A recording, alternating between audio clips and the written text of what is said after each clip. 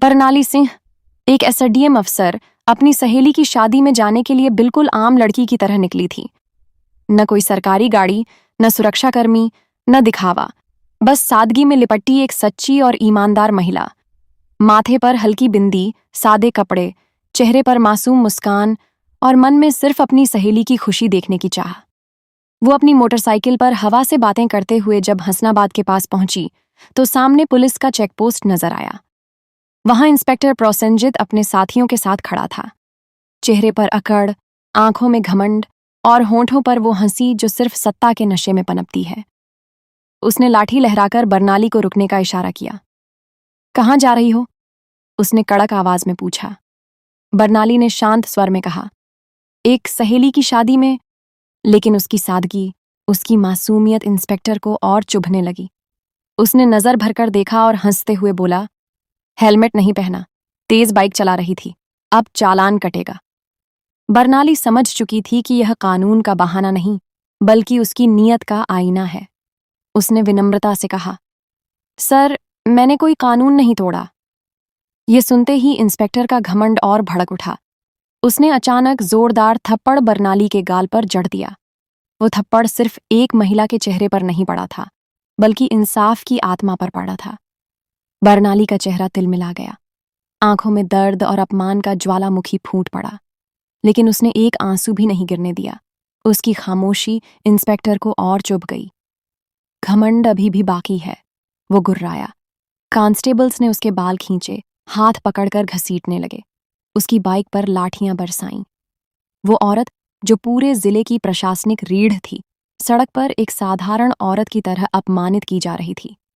लेकिन फिर भी उसने अपनी असली पहचान उजागर नहीं की, क्योंकि वो देखना चाहती थी कि यह वर्दीधारी भेड़िए और कितना गिर सकते हैं। थाने में पहुंचते ही उसे गंदी, सड़ी हुई हवालात में धकेल दिया गया। दीवारों से बदबू आ रही थी, छत से टपकता पानी उसके आत्मसम्मान पर जैसे झर घोल रहा था। 2 और कैदी पहले से वहां थे।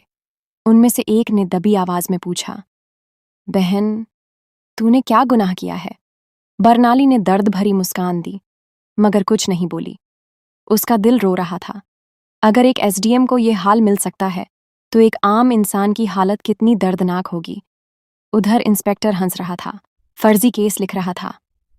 इस पर चोरी और ब्लैकमेलिंग लगा दो, यहां सबूत नहीं लाए जाते, बनाए जाते हैं। उसकी हंसी बरनाली के दिल को चीर रही थी, लेकिन वो अब भी चुप थी। और तभी दरवाजे पर भारी आवाज गूंजी, रुको। सीनियर इंस्पेक्टर संजय वर्मा अंदर आया। उसने बरनाली को देखा, उसकी आंखों में छुपी हुई गरिमा को पहचाना। कुछ गड़बड़ है, यह साफ समझ गया। फिर कमिश्नर पहुंचे। फाइल खोली, सब पढ़ा और सख्त स्वर में पूछा, यह कौन है? बरनाली ने पहली बार हल्की मुस्कान दी और शांत मगर दृढ़ स्वर में बोली, एसडीएम बरनाली सिंह। थाने में जैसे बिजली गिर पड़ी। हर चेहरा पीला, हर नजर झुकी। इंस्पेक्टर प्रोसेनजित का पसीना बहने लगा। अब वो औरत जो सड़क पर घसीटी गई थी, वही अफसर थी जिसके सामने आज पूरी वर्दी झुक रही थी। बरनाली ने उसकी आंखों में आंखें डालकर कहा, अब तू वहीं जाएगा जहां तूने मुझे डाला था।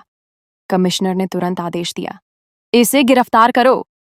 थाना गूंज उठा, लेकिन प्रोसेनजित ने आखिरी चाल चली, मैं अकेला नहीं हूं, यहां सब शामिल हैं, यहां तक कि एसपी भी।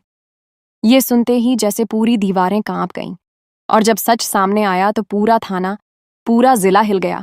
एक के बाद एक अफसर, नेता, पुलिसकर्मी गिरफ्तार होते गए। औरत जिसे सड़क पर घसीटा गया था, वही औरत अब ईमानदारी और साहस की मिसाल बन गई थी। लोगों की आंखों में चमक थी, होठों पर सिर्फ एक नाम, एसडीएम बरनाली सिंह। उसकी खामोशी ने सिस्टम को नंगा कर दिया था। उसकी हिम्मत ने भ्रष्टाचार को चीर कर रख दिया था। अब कोई नहीं कह सकता था, मुझे कुछ नहीं होगा, क्योंकि अब हर किसी के दिल में एक डर था, अगर बरनाली सिंह जैसी अफसर खड़ी हो गई तो सच किसी भी ताकतवर को गिरा सकता है।